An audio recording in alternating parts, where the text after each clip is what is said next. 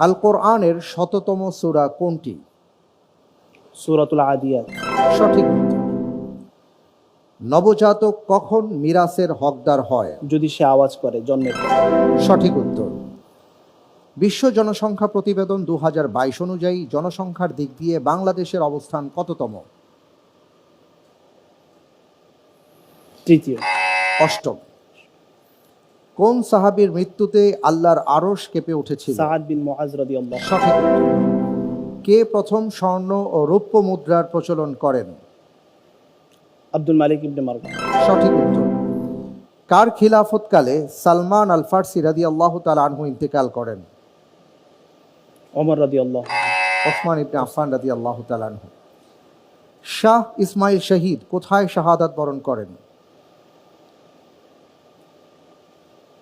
Balakot. জি, বালাকোটের।